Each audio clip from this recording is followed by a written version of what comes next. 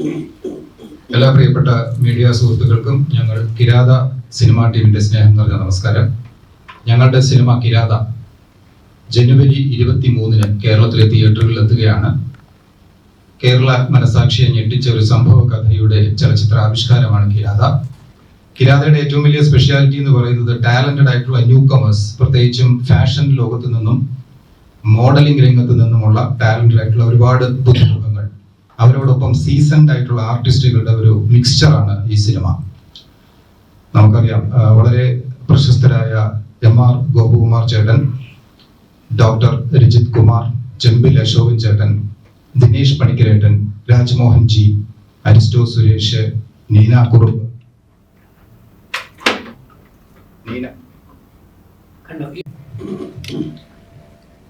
Seasoned ആർട്ടിസ്റ്റുകളായിട്ടുള്ള MR Gopakumar ചേട്ടൻ, ചെമ്പിൽ അശോകൻ ചേട്ടൻ, ദിനേശ് പണിക്കരേട്ടൻ, doctor Rajith Kumar, Rajmohan ji, Aristo Suresh, Neena Kurup, Vaiga Rose, അങ്ങനെ ഒത്തിരി ആർട്ടിസ്റ്റുകൾ അണിനിരക്കുന്ന ഒരു ആക്ഷൻ ക്രൈം ത്രില്ലറാണ് കിരാത.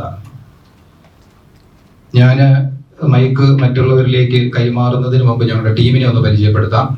ഏതൊരു പ്രോജക്റ്റിന്റെയും സാക്ഷാത്കാരം എന്ന് പറയുന്നത് അതിന് ഒരു ഇൻവെസ്റ്റർ എത്തുമ്പോഴാണ്. നമ്മുടെ ഇൻവെസ്റ്റർ എടത്തൊടി ഭാസ്കരൻ സാർ, അദ്ദേഹം ഒറ്റപ്പാലം സ്വദേശിയാണ്. പക്ഷെ കഴിഞ്ഞ 40 വർഷത്തിലേറെയായിട്ട് ഗൾഫ് ജീവിതം നയിക്കുന്നു, അവിടെ ജോലി ചെയ്യുന്നു.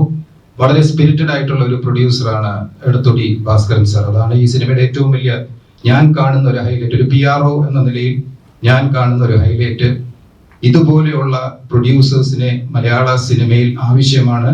നമ്മൾ അദ്ദേഹത്തെ സേഫ് ഗാർഡ് ചെയ്യണം. അങ്ങനെയുള്ള എടത്തൊടി ഭാസ്കരൻ സാർ, അദ്ദേഹത്തിന്റെ മിസസ് ചന്ദ്രമതി മാഡം ഈ കമ്പനിയുടെ MD ആണ്. അതുപോലെ തന്നെ വ്യത്യസ്തവും വൈവിധ്യവുമാർന്ന നിരവധി വേഷങ്ങളിലൂടെ മലയാളി പ്രേക്ഷകരുടെ മനസ്സിൽ ഇടം നേടിയ MR ഗോപകുമാർ ചേട്ടൻ, ബിഗ് ബോസ് എന്ന ഏറ്റവും വലിയ റിയാലിറ്റി ഷോയിലൂടെ അതിപ്രശസ്തനായി തീർന്ന, ഇപ്പോ നിരവധി ചെറുതും വലുതുമായ കഥാപാത്രങ്ങളിലൂടെ തന്റേതായ സ്ഥാനം ഉറപ്പിക്കാൻ ഡെഡിക്കേറ്റഡ് ആയിട്ട് ഹാർഡ് വർക്ക് ചെയ്യുന്ന ഡോക്ടർ രജിത് കുമാർ, സംവിധായകൻ റോഷൻ കോന്നി. അദ്ദേഹം സംവിധാന ചുമതല മാത്രമല്ല ഈ സിനിമയുമായി ബന്ധപ്പെട്ട് ചെയ്തിരിക്കുന്നത്, എഡിറ്റിംഗ്, DOP അങ്ങനെയുള്ള കാറ്റഗറീസ് ഒക്കെ തന്നെ അദ്ദേഹം ഹാൻഡിൽ ചെയ്തിട്ടുണ്ട്.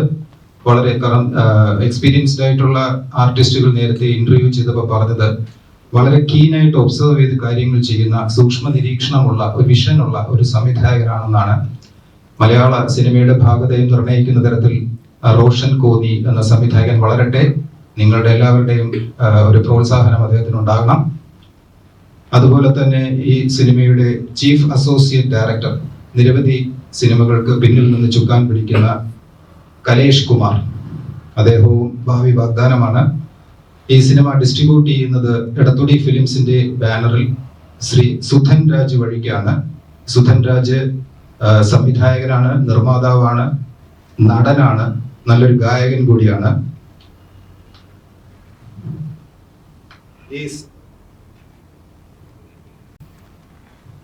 ഇതിന്റെ കോ റൈറ്റർ ശ്രീമതി ജിറ്റ ബഷീർ, റോഷൻ കോന്നിയുടെ വൈഫാണ്. നായകൻ സച്ചിൻ പാലപ്പറമ്പിൽ.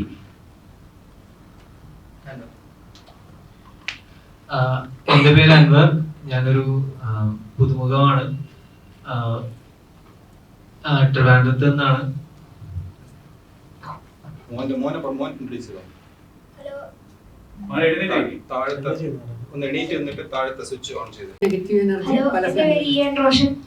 ചെറിയൊരു ക്യാരക്ടർ ചെയ്തിട്ടുണ്ട്.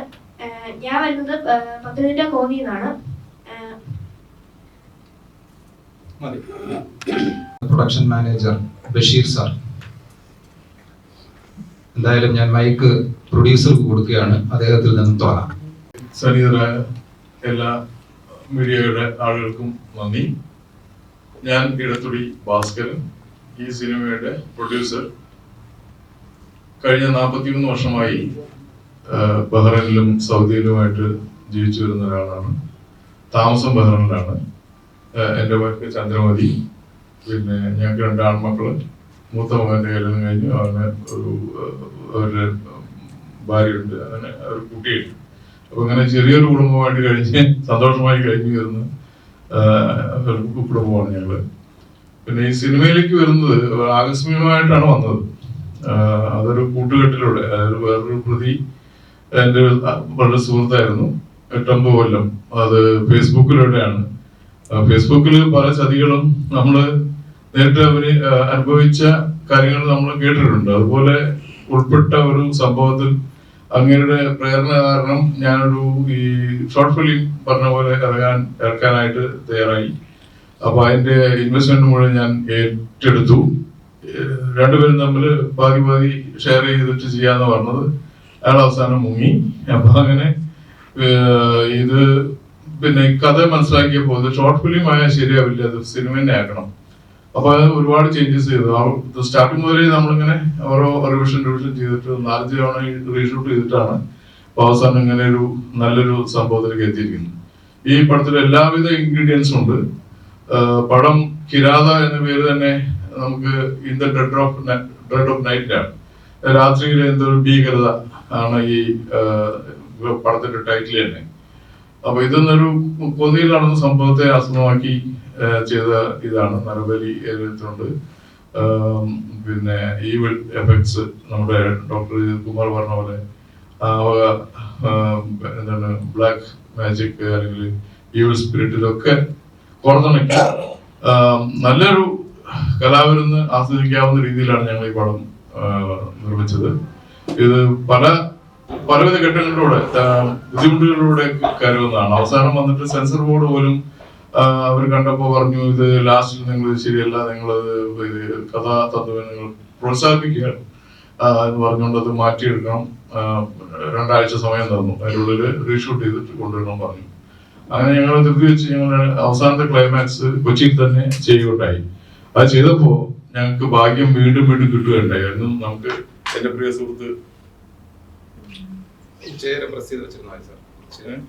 ക്ലൈമാക്സ് പിടിച്ച സാഹചര്യത്തിലെത്തിയപ്പോൾ ഞങ്ങൾക്ക് പ്രധാനപ്പെട്ട ചില സീസൺഡ് ആർട്ടിസ്റ്റുകളെ കിട്ടി. എന്റെ സുഹൃത്താണ് ശ്രീ ഗോകുമാർ, അദ്ദേഹം വേറെ വരികയുണ്ടായി. അതിന്റെ ഭാഗ്യം വീണ്ടും ലഭിച്ചു. എന്റെ പ്രിയ സുഹൃത്ത് ശ്രീ ഗോകുമാർ സാറിനെ കിട്ടി.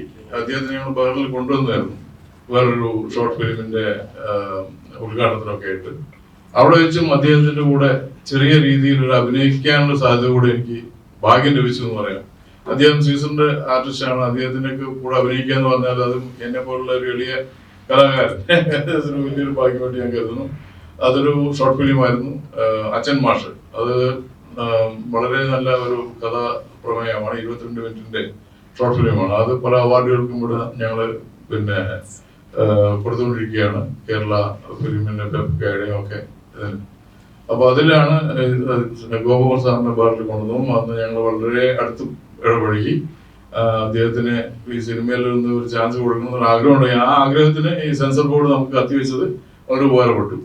അങ്ങനെ പിന്നെ വേറൊരു കഥാപാത്രം സ്റ്റാർ മീഡിയ സീസൺസ് ആർട്ടിസ്റ്റാണ് മറ്റേ ദിനേശ് പണിക്കർ സാറിനെയും കൊണ്ടുവന്നു. ഇവരൊക്കെ പിന്നെ എന്റെ ഒരു ആഗ്രഹം പറഞ്ഞ് ആ സമയം തന്നെ ഇവര് സമ്മതിക്കുകയുണ്ടായി. അങ്ങനെ വന്നിട്ട് അവസാനം ഈ ക്ലൈമാക്സ് നന്നായി ഞങ്ങൾ പിടിച്ചു. ഈ പടം ഒരു നല്ലൊരു മെസ്സേജാണ് സൊസൈറ്റിക്ക് കൊടുക്കുന്നത്.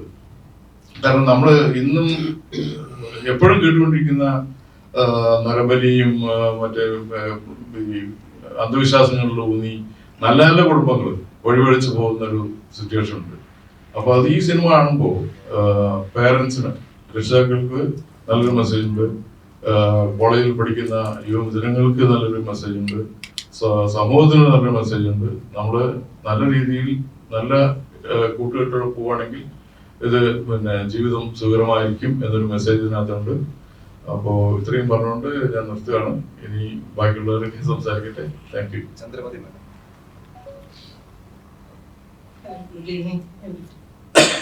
എൻ്റെ പേര് ചന്ദ്രമതി. പ്രൊഫഷണലി ഞാനൊരു ടീച്ചറാണ്. ഇടത്തോടി ഫിലിംസ് പ്രൈവറ്റ് ലിമിറ്റഡിൻ്റെ മാനേജിങ് ഡയറക്ടറാണ് ഞാൻ. ഈ മൂവിയെ പറ്റി പറയുകയാണെങ്കിൽ മലയാളത്തിൽ നമുക്ക് ഒരുപാട് പ്രേതകഥകളും യക്ഷികഥകളെ ആസ്പദമാക്കി എനിക്ക് തോന്നുന്നു 100 സിനിമകൾ ഉണ്ടായിട്ടുണ്ട്. വലുത് ചെറുതുമായ ഒരുപാട് സിനിമകൾ ഉണ്ടായിട്ടുണ്ട്.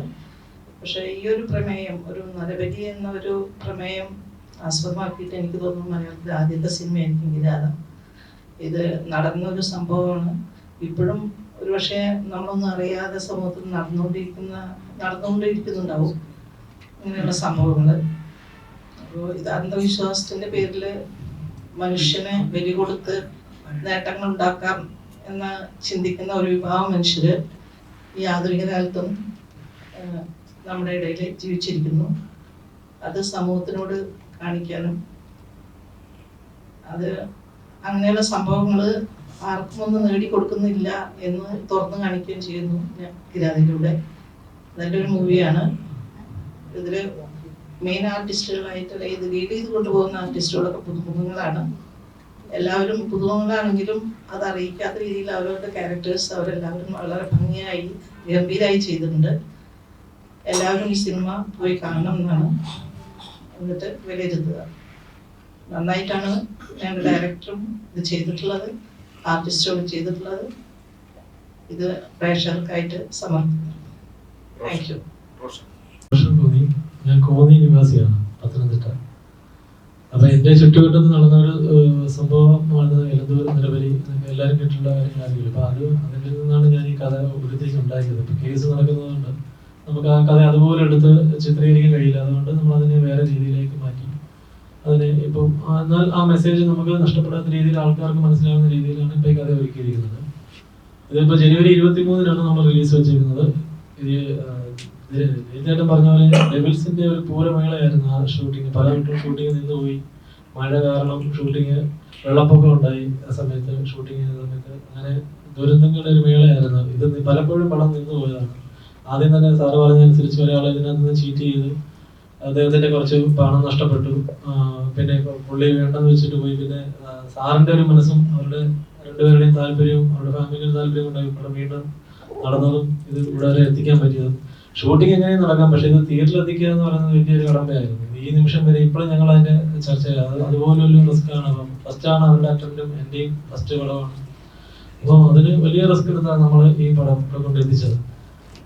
അപ്പം എല്ലാവരും എനിക്കിപ്പോൾ പറയാനുള്ളത് വെച്ചാൽ അത്യാവശ്യം നല്ല രീതിയിലുള്ള മേക്കിങ്ങും നമ്മുടെ സാമ്പത്തികത്തിന് ഒത്ത രീതിയിലുള്ള ആർട്ടിസ്റ്റുകളും നമുക്ക് വെച്ച് ഈ പടം ചെയ്തിട്ടുണ്ട്. എൻ്റെ പരമാവധി ഞാൻ ബോധിയിലാണ് മുഴുവൻ ഷൂട്ടിംഗ് നടത്തിയത്. 1-2 സീൻ മാത്രമേ എറണാകുളം നോക്കേണ്ടി വന്നു.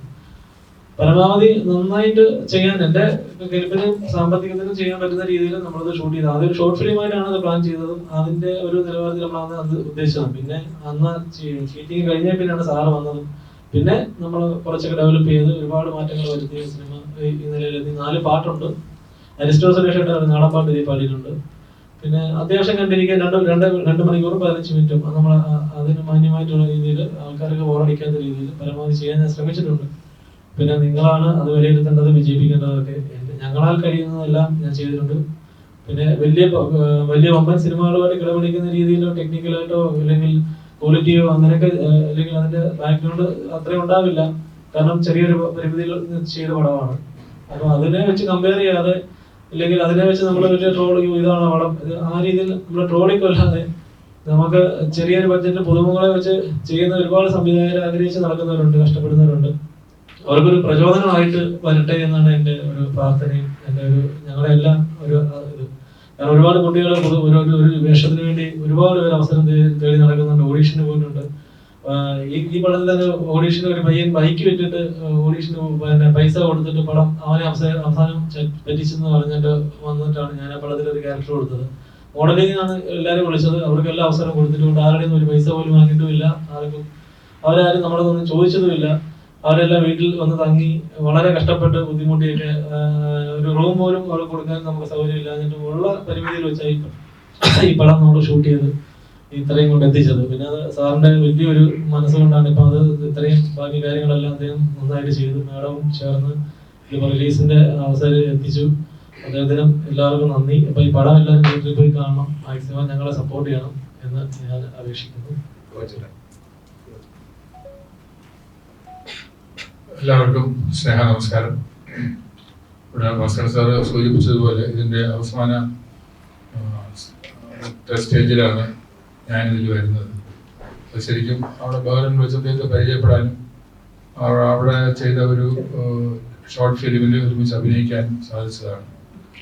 അദ്ദേഹം അവിടെ 2 ഷോർട്ട് ഫിലിം അവിടെ ചെയ്തിട്ടുണ്ട്, ബഹ്റിനിൽ ചെയ്തിട്ടുണ്ട്. സ്റ്റാർസ് ഇൻ ദ ഡാർക്ക്നെസ് എന്ന് പറഞ്ഞൊരു സിനിമ, അതുപോലെ തന്നെ അച്ഛമാഷ്, ഞാൻ അഭിനയിച്ച അച്ഛമാഷ് എന്ന് പറഞ്ഞ സിനിമ. ഇത് രണ്ടും ഒന്നിൽ ഞാൻ അഭിനയിച്ചു, അതുകൊണ്ട് മാത്രമല്ല പറയുന്നത്, രണ്ടും നല്ല പെർഫെക്ഷനുള്ള ഫിലിംസ് ആയിരുന്നു. അതുകൊണ്ട് തന്നെ എനിക്ക് ഇതില് ഞാനിതില് ഒരു സീനും ഒരു ബൈ സീനും മാത്രമേ അഭിനയിച്ചിട്ടുള്ളൂ. പക്ഷേ ഈ സിനിമ നന്നായിരിക്കും എന്ന് ഞാൻ എൻ്റെ മനസ്സുകൊണ്ട് ഹൃദയം കൊണ്ട് ആഗ്രഹിക്കുന്നു, ആശിക്കുന്നു. ഇത് ഒരു വിജയമായാൽ ഇതിൻ്റെ ക്രെഡിറ്റ് എന്ന് പറയുന്നത് ഇതിൻ്റെ ഡയറക്ടറാണ്. അദ്ദേഹം നവാഗതനാണ്. അതുപോലെ തന്നെ നവാഗതരായ ഒരു പറ്റ ചെറുപ്പക്കാരുണ്ട് ഇതിൻ്റെ പുറകിൽ. അപ്പോൾ ഇത് വിജയിച്ചാൽ തീർച്ചയായിട്ടും നേട്ടം അവർക്കുള്ളതായിരിക്കും. ഇതിന്റെ ഇത് വിജയിക്കുകയാണെങ്കിൽ അതിന്റെ കാരണവും അവർ തന്നെയായിരിക്കും. എന്നെപ്പോലെ ദേശ് പണിക്കർ പോലുള്ള ലിജു പോലുള്ള ആളുടെ കോൺട്രിബ്യൂഷൻ അല്ല, അത് അവരുടെ കോൺട്രിബ്യൂഷനാണ്. കാരണം അവർ അത്രയും സ്ട്രെയിൻ എടുത്ത് അവർ സിൻസിയറായിട്ട് അവർ എന്നെ സംബന്ധിച്ചിടത്തോളം ഞാൻ കണ്ടത് വെച്ചിട്ട് അവർ വളരെ ഗംഭീരമായിട്ട് പെർഫോം ചെയ്തിട്ടുണ്ട്. അതുകൊണ്ട് തന്നെ ഇതിന്റെ എല്ലാ ക്രെഡിറ്റും ഇതിന്റെ അഭിനയത്തിന്റെ സൈഡിൽ നിന്ന് അവർക്ക് തന്നെയാണ്. പിന്നെ എൻ്റെ പ്രൊഡ്യൂസറായിട്ട് വന്ന ഇതൊരു അവതാരം പോലെ വന്ന മനുഷ്യനാണ് ഭാസ്കർ സാറ്. അദ്ദേഹത്തിനും അദ്ദേഹത്തിന്റെ കുടുംബത്തിനും എന്നും നല്ലത് വരട്ടെ എന്ന് പ്രാർത്ഥിക്കുന്നു. ഇതിൽ പങ്കെടുത്ത എല്ലാവർക്കും നല്ലത് വരട്ടെ എന്ന് ആശംസിക്കുന്നു.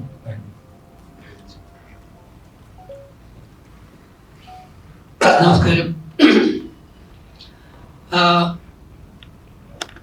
കഴിഞ്ഞ 5 വർഷത്തോളം ആവുന്നു നിങ്ങളാവുന്ന സോഷ്യൽ മീഡിയയിലെ പ്രവർത്തകരെ ഞാൻ ബിഗ് ബോസിൽ പറഞ്ഞൊരു വാക്കുണ്ട്, കിങ് മേക്കർ ആവാൻ എനിക്ക് ഭയങ്കര ഇഷ്ടമാണ്. ഞാൻ ഇന്റർവ്യൂകൾ ബിഗ് ബോസിന് ശേഷം കൊടുത്തു തുടങ്ങിയപ്പോൾ വമ്പൻ മീഡിയയ്ക്ക് കൊടുക്കുകയുള്ളൂ എന്നോ എക്സ്പീരിയൻസിനും ഇത്രത്തോളം മില്യൺ അല്ലെങ്കിൽ ഇത്രത്തോളം ലക്ഷം സബ്സ്ക്രൈബേഴ്സ് ഉള്ളവർക്കേ കൊടുക്കുകയുള്ളൂ എന്നോ ആരോടും പറഞ്ഞിട്ടില്ല. മറിച്ച് ഞാൻ അന്നും പറഞ്ഞത് തുടക്കക്കാർക്കാണ് ഏറ്റവും കൂടുതൽ കൊടുത്തു തുടങ്ങുന്നത്, അല്ലേ? സ്റ്റാർട്ടിങ് ആയിട്ടുള്ള ഒരുപാട് നിങ്ങളിൽ പലരും അന്ന് തുടക്കക്കാരായിരുന്നു. അവർക്കെല്ലാം അറിയാം നിങ്ങളൊന്നും അല്ലായിരുന്ന സമയത്തെ ഞാൻ നിങ്ങളോടൊപ്പം കൂടിയതാണ്. ഇപ്പൊ നിങ്ങൾ കുറെ പേർ വലിയ ചാനലുകളായി. ഈ തുടക്കക്കാരെ വളർത്തുക, ഉയർത്തുക എന്ന് പറയുന്നത് പലപ്പോഴും നമ്മുടെ മലയാളത്തിൽ വളരെ കുറവായിട്ട് കാണുന്നു എന്നുള്ളത് കൊണ്ടാണ് ഞാൻ അങ്ങനെ ഒരു കാര്യം ചെയ്തത്. അതെനിക്ക് അഭിമാനത്തോടെ പറയാൻ പറ്റും. അതിന് തെളിവ് നിങ്ങൾ കുറെ പേരുണ്ട്. ഇവിടെ ഇപ്പം 100 കണക്കിന് ചാനലുകൾ നമ്മുടെ എറണാകുളം ടൗണിലുണ്ട്, ജില്ലയിലുണ്ട്. അപ്പൊ ഇവിടെ ഈ തുടക്കക്കാരൻ എന്നുള്ള നിലയിൽ ഈ സംവിധായകനായ റോഷൻ കോന്നിയെ ഒരിക്കലും അണ്ടർ എസ്റ്റിമേറ്റ് ചെയ്യരുത്. പലപ്പോഴും നമ്മൾ തുടക്കക്കാർക്കും പുതിയതായിട്ട് വരുന്ന ആൾക്കാർ അവരെല്ലാം നമ്മൾ അണ്ടർ എസ്റ്റിമേറ്റ് ചെയ്യും. ഈ അടുത്ത ഇപ്പം ഞാൻ കുറേ സിനിമകൾ ചെയ്തുകൊണ്ടിരിക്കുന്നുണ്ട്. അതിനകത്ത് ചിലർ തന്നെ സ്ക്രിപ്റ്റ് റൈറ്റേഴ്സ് പറഞ്ഞാണ്, ഈ സ്ക്രിപ്റ്റും കൊണ്ട് ഞാൻ ചെന്നപ്പോഴത്തേക്ക് ഇന്ന ആർട്ടിസ്റ്റ് പറഞ്ഞു, ഇന്ന പ്രൊഡ്യൂസർ പറഞ്ഞു, ഓ നിങ്ങൾ ഇതിനു മുമ്പ് ഏത് സിനിമയാണ് ചെയ്തത്, നിങ്ങൾ ഏത് വർക്കാണ് ചെയ്തത്? ഇല്ല സാർ, ഞാൻ ആദ്യമായിട്ടാണ്. അത് നമുക്ക് പിന്നെ നോക്കാം കേട്ടോ എന്ന് പറഞ്ഞ് തട്ടിവിട്ട സമയത്ത് തുടക്കക്കാരനായ റോഷൻ താൻ എഴുതിയ തൻ്റെ സഹധർമ്മിണി വൈഫ് സ്ക്രിപ്റ്റ് റൈറ്ററാണ്. ഇവർ രണ്ടുപേരും കൂടെ പ്ലാൻ ചെയ്ത് ഏറ്റവും നല്ല രീതിയിൽ മെനഞ്ഞെടുത്ത ആ സ്ക്രിപ്റ്റും കൊണ്ട് പലപ്പോഴും നമ്മുടെ സ്ക്രിപ്റ്റ് റൈറ്റേഴ്സ് കഷ്ടപ്പെട്ടുണ്ടാക്കുന്ന ആ സ്ക്രിപ്റ്റും കൊണ്ട് ഒരുപാട് പ്രൊഡ്യൂസർമാരുടെ വീടുകളിലാണ് പോയി കാവൽ നിൽക്കുന്നത്, ഡയറക്ടർമാരുടെ അടുത്ത് ചോദിക്കാൻ പോകുന്നതൊക്കെ. ഇവിടെ അങ്ങനെയുള്ള ഒരു പരിപാടിയിൽ ദൈവാനുഗ്രഹമുള്ള നല്ല മനസ്സുള്ള അദ്ദേഹത്തെ കാണുമ്പോൾ തന്നെ അറിയാൻ ഞാൻ ഇരുത്തി സൂചിപ്പിക്കുന്നൊന്നുമല്ല, കാരണം ഉള്ളത് സത്യമായിട്ട് ഞാൻ പറയുന്ന ഒരാളാണ്. ഇടത്തൊടി ഭാസ്കരൻ എന്ന് പറയുന്ന ചേട്ടനിലേക്ക് ഇവരെ എത്തിച്ചേരുന്നു എന്നുള്ളതാണ് ഇതിന്റെ ആദ്യത്തെ ഞങ്ങളെ സംബന്ധിച്ചുള്ള വിജയം. അദ്ദേഹം ഈ കഥ മൊത്തം കേട്ട് കഴിഞ്ഞപ്പോൾ മറ്റൊന്നും നോക്കിയില്ല. അദ്ദേഹം ഒരുപാട് മുൻനിര സിനിമാ സംവിധായകന്മാരുടെ സുഹൃത്താണ്. ഒന്നുകൂടെ ഒരു പരാക്ഷം എടുത്തു പറഞ്ഞാൽ ഉണ്ണി മുകുന്ദൻ എന്ന് പറയുന്ന നമ്മുടെ കൂടെയുള്ള മുൻനിര ആർട്ടിസ്റ്റ് ഇടത്തൊടി ഭാസ്കരൻ ചേട്ടൻ്റെ വീടിന്റെ തൊട്ട അയൽവക്കമാണ്. ഉണ്ണിയുടെ അച്ഛനും സാറുമായിട്ട് ഭയങ്കര കമ്പനിയാണ്. അപ്പൊ അങ്ങനെയുള്ള വലിയ ആർട്ടിസ്റ്റുകളെ വെക്കാനുള്ള അവസരം ഉണ്ടായിട്ടും ഭാസ്കരൻ ചേട്ടൻ അത് ചെയ്തില്ല. മറിച്ച് അദ്ദേഹം ചെയ്തത് മുൻനിരയിലുള്ള 100 കണക്കിന് പുതിയ തലമുറയിലെ പുതിയ താഴെത്തട്ടിലുള്ള മിടുക്കരായ കുട്ടികളെ, വ്യക്തികളെ, ഞാൻ ഉൾപ്പെടുന്ന ഒരുപാട് പേരെ കൈപിടിച്ചുയർത്താനും അവസരം കൊടുക്കാനുമാണ് ശ്രമിച്ചത്. അങ്ങനെയുള്ള ആ ഒരു പടത്തിന്റെ ഫൈനലാണ് കിരാത എന്ന് പറയുന്ന സിനിമയിലൂടെ ഈ ജനുവരി 23-ാം തീയതി പുറത്തിറങ്ങുന്നത്.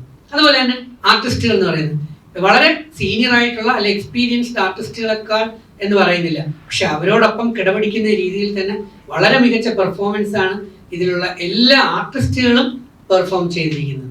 അതുപോലെ തന്നെ ബാക്കിയുള്ള ടെക്നിക്കൽ സൈഡുകളായാലും എല്ലാം അത് നേരത്തെ റോഷൻ പറഞ്ഞതുപോലെ അതിന്റെ പരിമിതികൾക്കുള്ളിൽ നിന്നുകൊണ്ട് ആ ടെക്നിക്കൽ വർക്കുകളെല്ലാം തന്നെ നമ്മൾ ചെയ്യാനായിട്ട് കഴിഞ്ഞിട്ടുണ്ട്. അപ്പൊ ഞാൻ നേരത്തെ പറഞ്ഞതുപോലെ ബാഹുബലി പോലെയുള്ള വലിയ വലിയ വമ്പൻ സിനിമകളുമായിട്ടൊന്നും കമ്പയർ ചെയ്യരുത്. പക്ഷെ ചെറിയ പടങ്ങൾ ഇപ്പൊ ജനങ്ങൾ സ്വീകരിക്കുന്നുണ്ട്. വമ്പൻ പടങ്ങൾ ഇപ്പൊ കഴിഞ്ഞ ദിവസങ്ങളിൽ ഇറങ്ങിയ വമ്പൻ പടങ്ങളും പൊട്ടി. ഏകദേശം ഒരു വർഷം 250 മുതൽ 300 വരെ സിനിമയാണ് റിലീസ് ചെയ്തുകൊണ്ടിരിക്കുന്നത് കേരളത്തിൽ. അന്യഭാഷാ സിനിമകൾ വന്നിട്ട് അവർ വമ്പൻ വിജയങ്ങൾ നേടി കോടികൾ കൊണ്ടുപോകുന്നു. പക്ഷെ നമ്മുടെ നാട്ടിലെ പുതിയ തലമുറയിലെ ആൾക്കാരെ ന്യൂകമേഴ്സിനെ ഉയർത്തേണ്ട നമ്മൾ തന്നെയാണ്. കാരണം നാളെ നിങ്ങളാകുന്ന പ്രേക്ഷകരുടെ മക്കൾമാർ, സഹോദരങ്ങൾ, കൂട്ടുകാർ ഇവരെല്ലാം സിനിമ ഇൻഡസ്ട്രിയിലേക്ക് വരേണ്ടവരാണ്, താല്പര്യമുള്ളവർ. അപ്പൊ നമ്മൾ സീനിയേഴ്സിനെ മാറ്റി നിർത്തുക എന്നുള്ളതല്ല, മുൻനിര മികച്ച ആർട്ടിസ്റ്റുകൾ തന്നെയാണ് നമ്മുടെ മുമ്പിലുള്ളത്. അവരെല്ലാം അവരുടേതായിട്ടുള്ള കഴിവുകൾ കാണിച്ചുകൊണ്ടിരിക്കുന്നു, അവരെല്ലാം ഉയർന്നു കഴിഞ്ഞു. പക്ഷെ താഴത്തെ തട്ടിലുള്ളവരെ കൂടി കൈപിടിച്ചുയർത്തേണ്ട ഉത്തരവാദിത്വം നമുക്ക് ഓരോരുത്തർക്കും ഉണ്ട് എന്ന ഒരു പ്രിൻസിപ്പിൾ, ഒരു മൂല്യത്തിൽ ഞാൻ അടിയുറച്ച് വിശ്വസിക്കുന്നു. ആ തരത്തിൽ നമ്മളെ താഴെത്തട്ടിലുള്ള നൂറുകണക്കിന് ആർട്ടിസ്റ്റുകൾക്ക് അവസരം കൊടുത്തുകൊണ്ട് ഒരു കോളേജ് പശ്ചാത്തലമാക്കിക്കൊണ്ട്, ഇത് കോളേജ് സ്റ്റോറിയാണ്. എപ്പോഴും കോളേജ് സ്റ്റോറി കേരളത്തിൽ സൂപ്പർ ഹിറ്റ് ആയിട്ടുണ്ട്, മലയാളത്തിൽ സൂപ്പർ ഹിറ്റ് ആയിട്ടുണ്ട് കോളേജ് ക്യാമ്പസ്. കാരണം ഞാൻ കോളേജിൽ ഒരു 26 വർഷത്തോളം പഠിപ്പിച്ചൊരു അധ്യാപകൻ എന്നുള്ള നിലയിൽ കോളേജ് ക്യാമ്പസ് എപ്പോഴും ലൈവിലിയാണ്. അപ്പൊ കോളേജ് ക്യാമ്പസിൽ നടക്കുന്ന എല്ലാ സംഭവങ്ങളും ഡയറക്ടർ ഈ സിനിമയിൽ ഉൾപ്പെടുത്തിയിട്ടുണ്ടെന്നുള്ളതാണ് ഒരു പ്രത്യേകത. അതിനകത്ത് അവിടെ നിന്നും പിന്നെ കൈവിട്ടു പോകുന്ന കുറെ ഇൻസിഡൻസുകളുണ്ട്. അത് നമുക്ക് ഇതിലൂടെ പറയാൻ പറ്റില്ല. കാരണം അതാണ് ഇതിന്റെ ഓരോ ടേണിംഗ് പോയിന്റുകളും ഓരോ സർപ്രൈസുകളും ഈ പടത്തിന് കിരാത എന്ന പേര് വെച്ചത്. അങ്ങനെ ഏറ്റവും നല്ല രീതിയിൽ അണിയിച്ചൊരുക്കിയ ഒരു കോളേജ് പശ്ചാത്തലത്തിൽ ഇറങ്ങുന്ന ഒരു സിനിമ. അതിൽ നിന്നുകൊണ്ട് അത് വിവിധ വശങ്ങളിലൂടെ അന്ധവിശ്വാസങ്ങളും അനാചാരങ്ങൾക്കും എതിരെ ഫൈറ്റ് ചെയ്യുന്ന കുറച്ച് ടീമുകളും കുറച്ച് മെസ്സേജുകളുമായിട്ട് നമ്മുടെ നാട്ടിൽ ഈ കഴിഞ്ഞ ദിവസങ്ങൾ വരെ അരങ്ങേറിയ ഒരുപാട് സംഭവങ്ങളെ പ്രതിപാദിച്ചുകൊണ്ട് മുമ്പോട്ട് പോകുന്ന ഒരു പടമാണ്. ഞങ്ങൾ ഒരുപാട് തടസ്സങ്ങൾ ഇതിനകത്ത് ഉണ്ടായി. നമ്മൾ പല ഇന്റർവ്യൂവിൽ പറഞ്ഞ പോലെ തന്നെ പല രീതിയിൽ സാമ്പത്തിക പ്രോബ്ലം ഉണ്ടായി, അതുപോലെ തന്നെ പ്രകൃതി അനുകൂലമല്ലാതെ തടസ്സങ്ങളുണ്ടായി. തമാശയ്ക്കാണെങ്കിലും PRO അജയ് തുണ്ടത്തിൽ മൈക്കെടുത്ത് കുറച്ച് കാര്യം പറഞ്ഞു വന്നപ്പോഴത്തേക്ക് ഉടനെ തന്നെ ഇതുവരെയ്ക്കും കറണ്ട് പോകാത്ത അല്ലെങ്കിൽ ചാർജ് പോകാത്ത മൈക്ക് പല വട്ടമായിട്ട് ഇത് വെട്ടി വന്നപ്പോഴും ഞാൻ പറഞ്ഞ ഇത്രയേ ഉള്ളൂ, negative energy or black energy. Positive എന്ന് പറയുന്ന സംഭവം നമുക്കുള്ളതുപോലെ തന്നെ നെഗറ്റീവ് എന്ന് പറയുന്ന ബ്ലാക്ക് മാജിക് അല്ലെങ്കിൽ ആന്റി ക്രൈസ്റ്റ് എന്ന് നമ്മൾ ഇന്റർനാഷണലി പറയുന്ന പോലെ ആ പോസ്റ്ററിൽ തന്നെ നോക്കിക്കഴിഞ്ഞാൽ അങ്ങനെ ഒരു സിമ്പലും നമുക്ക് കാണാൻ പറ്റും. അത് ലോകം പിടിച്ചടക്കിക്കൊണ്ടിരിക്കുകയാണ്. ആ കാര്യങ്ങൾ തിരിച്ചറിയാൻ പുതിയ തലമുറയിലെ കുട്ടികൾക്കും പ്രത്യേകിച്ച് പാരന്റ്സ് കോളേജിലും സ്കൂളിലും പഠിക്കുന്ന മക്കളുമായിട്ട് വന്ന് തന്നെ ഈ സിനിമ കാണണം. കാരണം ഫാമിലി ഓറിയന്റഡ്, അതുപോലെ ഫ്യൂച്ചർ ലക്ഷ്യമാക്കി കുട്ടികളെ ബോധവൽക്കരിക്കാൻ തക്ക രീതിയിലുള്ള ഒരു റിയലിസ്റ്റിക് ആയിട്ടുള്ള കുറെ സംഗതികളാണ് ഇതിനകത്ത് കാണിച്ചിരിക്കുന്നത്. അപ്പോൾ അതിനെ അതിജീവിച്ചുകൊണ്ട് നമുക്ക് എപ്പോഴും നല്ല രീതിയിൽ തന്നെ ലൈഫ് മുമ്പോട്ട് പോകണം. ആഘോഷം വേണം എന്നാണ് ഞാൻ പറയാ, വേണ്ടാന്ന് പറയില്ല. പക്ഷെ ഏതുതരം ആഘോഷങ്ങൾ വരുമ്പോഴും അവിടെ ഒരു ശ്രദ്ധ, ഒരു കരുതൽ നമ്മൾ കരുതിയിരിക്കുന്നത് നമ്മുടെ ജീവനും ജീവിതത്തിനും വളരെ ഉപയോഗയോഗ്യമാവും. അതുകൊണ്ട് ഞാനിപ്പോൾ ഇറങ്ങി ഒരു 11ഓളം സിനിമകൾ ഇറങ്ങി, അതിൽ 12ാമത്തെ ഇറങ്ങുന്നു. 32ഓളം സിനിമകൾ 32ാമത്തെ ചെയ്തുകൊണ്ടിരിക്കുന്നു. ഇനി കുറേ എണ്ണം ഇറങ്ങാനുണ്ട്. ഗോവിന്ദേട്ടൻ്റെയൊക്കെ വളരെ ജൂനിയറാണ് ഞാനും സിനിമകളുടെ പുറകെ നടക്കുകയാണ്.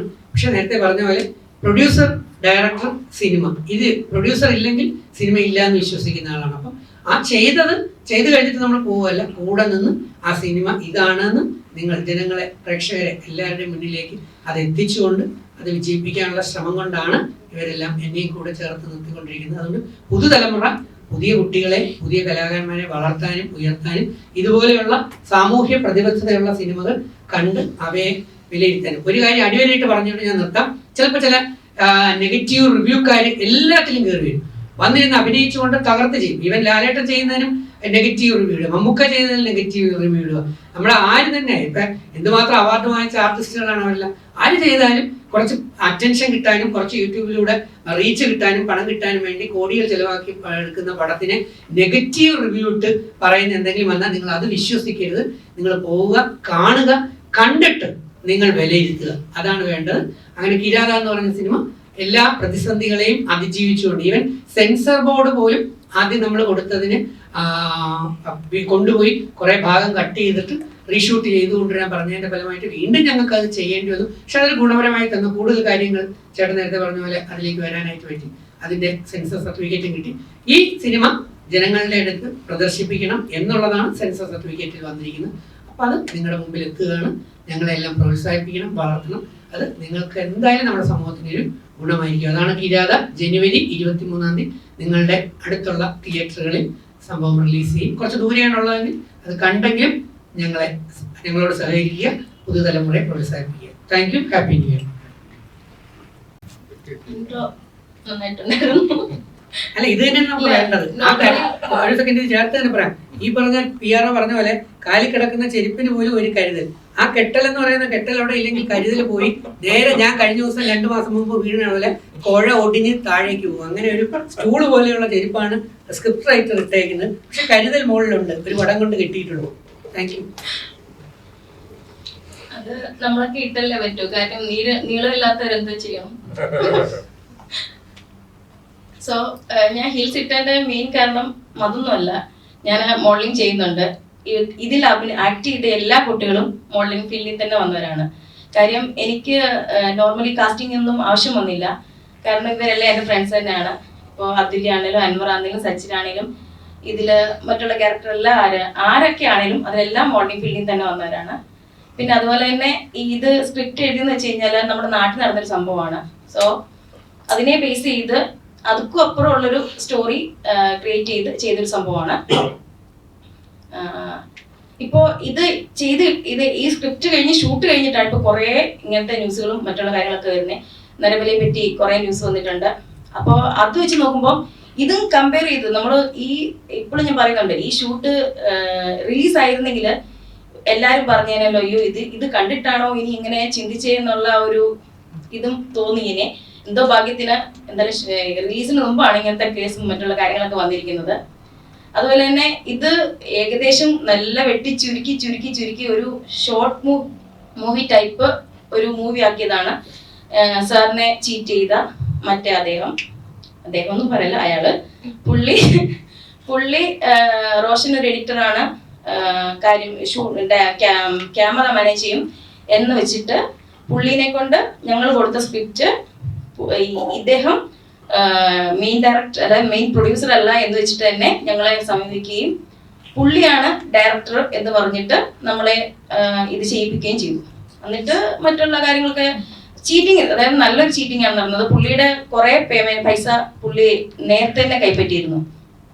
ഷൂട്ടിന്റെ പകുതി ആയപ്പം പേയ്മെന്റ് എല്ലാം തീർന്നു, ഇനി ബഡ്ജറ്റ് ഇല്ല, നമുക്ക് നിർത്താം എന്നൊക്കെ പറഞ്ഞ് പ്രശ്നമായപ്പോഴാണ് ഏതോ ഒരു ഷൂട്ടിന് ഈ സാർ ഇവിടെ വന്നിരുന്നു. അങ്ങനെ വന്നപ്പോഴാണ് ഞങ്ങൾ നമ്പർ കളക്ട് ചെയ്തിരുന്നു. പുള്ളിനെ വിളിച്ചിട്ട് കാര്യങ്ങൾ പറഞ്ഞപ്പോഴാണ് പറഞ്ഞത് ഇദ്ദേഹമാണ് ഇതിന്റെ മെയിൻ പ്രൊഡ്യൂസർ, അയാൾ വെറുതെ വന്നാണ്, അയാൾക്ക് ഈ സിനിമയിൽ ഉടനീളം അഭിനയിക്കണം, പക്ഷെ അത് ഇറങ്ങണ്ട, ഷോർട്ട് ഫിലിം ആയിട്ട് യൂട്യൂബിൽ ഇട്ടാൽ മതി എന്നൊക്കെയായിരുന്നു പറച്ചില്. അതാണ് ഇപ്പോൾ പറഞ്ഞത്. ഞങ്ങളുടെ വീട്ടിലാണ് ഈ പിള്ളേരെല്ലാം നല്ല സാക്രിഫൈസ് ചെയ്തിട്ടുണ്ട്. കാര്യം എൻ്റെ ഫ്രണ്ട്സ് ആണ്, അതുകൊണ്ട് എൻ്റെ വീട്ടിൽ നിൽക്കാം, അങ്ങനെ റൂം പോലും എടുത്ത് അവർക്ക് ചിലവാകത്തില്ലല്ലോ എന്ന് വെച്ചിട്ട് ഞങ്ങളുടെ വീട്ടിൽ തന്നെ നിർത്തിയാ അയാൾ. പിന്നെ സെക്കൻഡ് ഷൂട്ട് വെച്ചിട്ടാണ് സാറ് വന്നത്, ബാക്കി കാര്യങ്ങളെല്ലാം ക്ലിയർ ചെയ്തും ഈ സിനിമ ഇവിടെ വരെ എത്തിയതും. സോ വലിയൊരു താങ്ക്സ് സാറിൻ്റെ അടുത്ത് പറയാനുണ്ട്.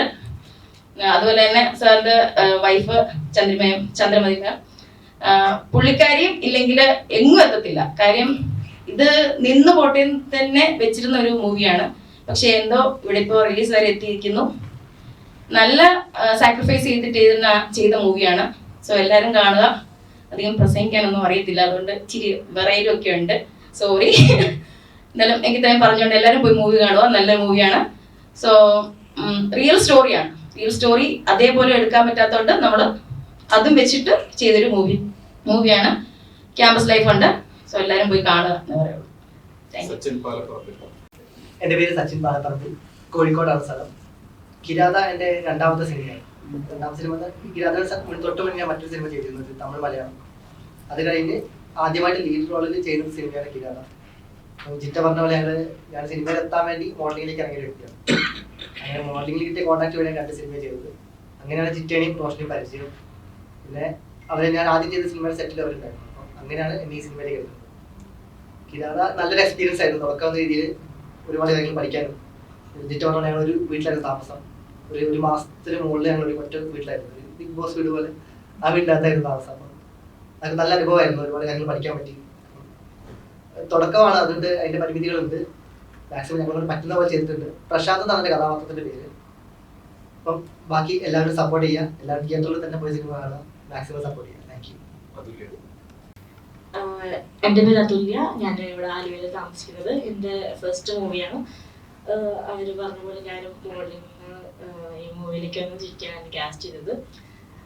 നല്ലൊരു പടമാണ്, ക്രൈം ത്രില്ലറാണ്, ലവ് ഉണ്ട്, ഫ്രണ്ട്ഷിപ്പ് ഉണ്ട്, എല്ലാം ഇൻക്ലൂഡഡ് ആയിട്ടുള്ള ഒരു മൂവിയാണ്. എൻ്റെ പാർട്ട്ണറായിട്ട് അഭിനയിക്കുന്നത് അൻവർ ആളാണ്. അപ്പോൾ നല്ലൊരു എക്സ്പീരിയൻസ് ആയിരുന്നു. ഡെഫിനറ്റ്ലി എല്ലാവരും പോയി കാണണം. ബേസ്ഡ് ഓൺ ട്രൂ സ്റ്റോറിയാണ്. അത്രയും. Thank you. ഹലോ, നമസ്കാരം. എൻ്റെ പേര് കലേഷ് കുമാർ കോന്നി. ഞാൻ ഈ കിരാത മൂവിയുടെ ചീഫ് അസോസിയേറ്റ് ഡയറക്ടറായിട്ട് വർക്ക് ചെയ്തിരുന്നു. ഈ സിനിമയെ പറ്റി പറയുകയാണെന്നുണ്ടെങ്കിൽ ഇത് സെൻസറിങ്ങിന് പോയപ്പോൾ വലിയ ബുദ്ധിമുട്ടുകളുണ്ടായിരുന്നു. കാരണം മാർക്കോ സിനിമയെ പോലെ അതിലെ വലിയ വയലൻസ് ആണ്. ഇത് നരബലിയെ പ്രോത്സാഹിപ്പിക്കുന്ന സിനിമയാണ്. അതുകൊണ്ട് സെൻസർ തരാൻ പറ്റില്ല എന്ന് പറഞ്ഞ് ഒഴിവാക്കിയൊരു സിനിമയാണ്.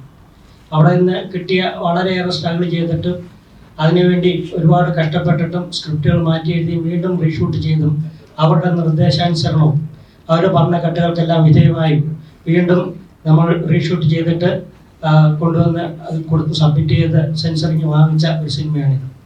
അതുപോലെ തന്നെ ഇതിൽ അഭിനയിച്ച കുട്ടികൾ വളരെയേറെ കഷ്ടപ്പെട്ട് സ്ട്രഗിൾ ചെയ്ത് ആണ് ഈ സിനിമ ചെയ്തിട്ടുള്ളത്. കാരണം ഇത് ഷൂട്ട് ചെയ്തിരുന്ന സമയത്തൊക്കെ വലിയ മഴയും വെള്ളപ്പൊക്കവും ഒക്കെ ആയിരുന്നു. അച്ചൻകോവിലാറിനെ പറ്റി അറിയാം. വളരെ വലിയ കുത്തൊഴുക്കുള്ള ഒരു നദിയാണ്. അതിൻ്റെ കയത്തിനടുത്ത് തന്നെയാണ് അതിൽ 2 പെൺകുട്ടികൾ 6 കടന്ന് അക്കരയ്ക്ക് പോകുന്ന ഒരു സീൻ ഷൂട്ട് ചെയ്യേണ്ടതായിട്ടുണ്ടായിരുന്നു. ആ സമയത്ത് വളരെ ഒഴുക്കുള്ള, അതായത് കാല് തെറ്റിയാൽ കയത്തിലേക്ക് പോകുന്നത് അതിൻ്റെ അടുത്ത് വരെ പോയി നിന്നിട്ട്, അതായത് അരക്കൊപ്പം വെള്ളത്തിൽ ആ ഒഴുക്കിൽ നിയന്ത്രിച്ചുകൊണ്ട് നിന്നിട്ട് വരെ അവരിതിനു വേണ്ടി സ്ട്രഗിൾ ചെയ്തിട്ട് ഇത് ചെയ്യുകയുണ്ടായിട്ടുണ്ട്. അതുപോലെ തന്നെ വലിയ പാറക്കൂട്ടങ്ങൾ, അച്ചൻകോര് വനമേഖലകൾ, അവിടെയൊക്കെ വളരെയേറെ സഹിച്ചും രാത്രികാലങ്ങളിലൊക്കെയുള്ള ഷൂട്ടിലൊക്കെ ഒരുപാട് സഹിച്ചും ഈ കുട്ടികൾ വളരെ ആത്മാർത്ഥമായിട്ട് ഇതിനു വേണ്ടി ശ്രമിച്ചിട്ടുണ്ട്. ഇത് എന്തായാലും ഒരു കാര്യം ഉറപ്പായിട്ടും പറയാം, ഇതൊരിക്കലും നിങ്ങളെ ബോറടിപ്പിക്കുന്ന ഒരു സിനിമ ആവില്ല. ഒരു സീൻ പോലും ഇതിന് നിങ്ങൾക്ക് ബോറടി ഉണ്ടാവില്ല, ഒരു ലാഗും ഉണ്ടാവില്ല. അത് നമുക്ക് ഉറപ്പുണ്ടാവും. കാരണം ഇത് ഒരു വലിയ ബിഗ് ബഡ്ജറ്റ് മൂവി എന്നുള്ള രീതിയിൽ നിങ്ങൾ കാണരുത്. ആ ഒരു കണ്ണോടെ, ആ ഒരു കാഴ്ചപ്പാടോടെ കാണാൻ കയറാതിരിക്കുക. നല്ല ഒരു കുട്ടികളുടെ സിനിമ, അതായത് കുട്ടികൾ അഭിനയിച്ച, പുതുമുഖങ്ങൾ അഭിനയിച്ച ഒരു തുടക്കക്കാരുടെ ഒരു സിനിമ എന്നുള്ള രീതിയിൽ ഇതിനെ സമീപിക്കുക. എന്തായാലും നിങ്ങളെ ബോറടിപ്പിക്കില്ല എന്നുള്ളത് 100% ഉറപ്പ് തന്നെയാണ്. നല്ലൊരു എന്റർടൈൻമെന്റ് ആയിരിക്കും. എല്ലാവരും കിരാത മൂവി തിയേറ്ററിൽ വന്ന് കണ്ട് ഈ പടത്തെ വിജയിപ്പിക്കൂ എന്ന് ആത്മാർത്ഥമായി വിനീതമായി അഭ്യർത്ഥിക്കുന്നു. Thank you. നമസ്കാരം. എൻ്റെ പേര് സുധൻ രാജ്. 30 വർഷമായിട്ട് മലയാളം സിനിമ ഇൻഡസ്ട്രിയിൽ, തമിഴ്, മലയാളം അങ്ങനെ സിനിമ ഇൻഡസ്ട്രിയിൽ വർക്ക് ചെയ്യുന്ന പ്രൊഫഷണൽ കൺട്രോളായിരുന്നു. ഇടയ്ക്ക് 1-2 സിനിമകൾ നിർമ്മിക്കുകയും സംവിധാനം ചെയ്യുകയും ചെയ്തിട്ടുണ്ട്. കുറച്ച് സിനിമകൾ എനിക്ക് വേണ്ടപ്പെട്ട കുറച്ച് സിനിമകൾ വിതരണത്തിനെടുക്കുകയും റിലീസ് ചെയ്യുകയും ചെയ്തിട്ടുണ്ട്. വലിയ വമ്പൻ സിനിമകളല്ല. അതിൽ ഈ അടുത്ത കാലത്ത് ഇറങ്ങിയ CID രാമേന്ദ്രനൊക്കെ നമ്മൾ ചെയ്ത സിനിമകളായിരുന്നു. അപ്പോൾ കിരാത എന്ന് പറഞ്ഞൊരു സിനിമയുമായിട്ട് അതിൻ്റെ അണിയറ പ്രവർത്തകരായ എൻ്റെ പ്രിയ സുഹൃത്ത് റോഷനും കലേഷും സഹിത്തും എൻ്റെ പ്രൊഫഷണൽ കൺട്രോൾ പുള്ളിയും ഒക്കെ വന്നു. അവിടെ വെച്ച് അവരുടെ നിർമ്മിച്ചിരിക്കുന്ന ആരാന്ന് ചോദിക്കുമ്പോഴാണ് സാറിനെ കുറിച്ചും സാറിൻ്റെ വൈഫിനെ കുറിച്ചൊക്കെ അറിഞ്ഞത്. ഒരു നല്ലൊരു സിനിമയാണ്. അത് എത്രത്തോളം ഞങ്ങൾ നല്ലതാണെന്ന് പറയുന്നതിന് മുൻപ് തിയേറ്ററിൽ വന്നിട്ട് നിങ്ങൾ തരുന്ന ഒരു ജഡ്ജ്മെൻ്റാണ് ഞങ്ങളുടെ സിനിമയുടെ വിജയം. ഞങ്ങൾ എത്രയൊക്കെ നന്നായിട്ട് അണിയിച്ചൊരുക്കാൻ ഇന്നത്തെ കാലത്തൊരു സിനിമ സ്റ്റാർ വാല്യൂ ഇല്ലെങ്കിൽ ആൾക്കാർ നമ്മുടെ റോഡ് സൈഡിൽ ഹോട്ടൽ പണിഞ്ഞിട്ട് ഒരു ബോർഡിൽ വെച്ച് ഊണ് റെഡിയുന്ന സെക്യൂരിറ്റി നടത്തുന്ന അവസ്ഥയാണ് ചെറിയ സിനിമകൾക്കുള്ളത്. അപ്പോൾ അത് എല്ലാവർക്കും അറിയാത്തൊരു കാര്യമാണ്, നമ്മൾ പുതിയതായിട്ട് കണ്ടുപിടിച്ചതല്ല. പക്ഷേ ഈ സിനിമയ്ക്ക് നിങ്ങളെപ്പോലുള്ള ആൾക്കാരുടെ, നമ്മുടെ മീഡിയാസിൻ്റെ ഒക്കെ ഫുൾ സപ്പോർട്ട് വേണം. ഒരു കൂട്ടം പുതിയ കലാകാരന്മാർ, സംവിധായകനും നിർമ്മാതാവും ഉൾപ്പെടെ, താരങ്ങൾ ഉൾപ്പെടെ ടെക്നിക്കൽ സൈഡിലുണ്ട്. കുറച്ചെങ്കിലും മലയാള സിനിമയിലുള്ള പേരെടുത്ത ആൾക്കാർ എന്ന് പറയുന്നത് നമുക്ക് കിട്ടിയ മമ്മൂട്ടി, മോഹൻലാലൊക്കെയാണ്. ഇവിടെ ഇരിക്കുന്ന ഗോപൻ ചേട്ടനും പിന്നെ ദിനേശ് ചേട്ടനും ഒക്കെ അങ്ങനെയുള്ള. അപ്പോൾ അത്തരം ആൾക്കാരും കൂടെ ഇതിൻ്റെ മുന്നിലുള്ളത് കൊണ്ട് ഈ സിനിമയ്ക്ക് ഒരു മുതൽക്കൂട്ടാവും എൻ്റെ ഒരു പ്രതികരണം എന്നൊക്കെ എടുക്കുമ്പോൾ അറിയാലോ, ഇന്നത്തെ സിനിമയൊക്കെ ചെറിയ സിനിമകൾ വലിയ പാടാണ് തിയേറ്ററിൽ നിന്ന് കളിച്ചു പോകാനായിട്ട്. മീഡിയാസിന്റെ സപ്പോർട്ട് ഉണ്ടാവണമെങ്കിൽ മാത്രമാണ്. കാരണം ഓൺലൈൻ മീഡിയ ആണ് ഇപ്പോൾ സിനിമയുടെ ഏറ്റവും വലിയ നട്ടെല്ലെന്ന് കരുതുന്ന ഒരു ആളും കൂടെയാണ് ഞാൻ. വാർത്ത കൊടുക്കുന്നതിലും അത് എങ്ങനെ വരുന്നു എന്നുള്ളതിലൊക്കെ നിങ്ങളുടെ സപ്പോർട്ട് ഉണ്ടാവണം. സിനിമ കാണണം, ഇവരെയൊക്കെ പ്രോത്സാഹിപ്പിക്കണം. ഞങ്ങളൊരു കുഞ്ഞു സിനിമയുമായിട്ട് നല്ല സിനിമയായിട്ട് നിങ്ങളുടെ മുന്നിലേക്ക് വരുന്നത്. സെൻസ് ലോഞ്ച് എന്റർടൈൻമെന്റ്സ് എന്ന് പറഞ്ഞ റിലീസിംഗ് കമ്പനിയുടെ ഞാൻ സാറിന് വേണ്ടി, അടുത്തൊരു ഭാസ്കരൻ സാറിന് വേണ്ടി തന്നെ അവരുടെ അടുത്തൊരു ഫിലിംസ് പ്രൈവറ്റ് ലിമിറ്റഡിന് വേണ്ടി ഈ പടം നമ്മളെ ഫുൾ സപ്പോർട്ട് കൊണ്ട് തിയേറ്ററിലേക്ക് എത്തിക്കുകയാണ് 23-ാം തീയതി. അതിൻ്റെ ട്രെയിലറും പോസ്റ്ററും ഒക്കെ ഈ വരും ദിവസങ്ങളിൽ വരും. ബാക്കിയുള്ള കാര്യങ്ങളൊക്കെ അണിയറ പ്രവർത്തനങ്ങളൊക്കെ നടന്നുകൊണ്ടിരിക്കുന്ന ഒരു ഫൈനൽ സ്റ്റേജിലാണ് ഇരിക്കുന്നത്. എല്ലാവരും സപ്പോർട്ട് ഉണ്ടാവും. Thank you.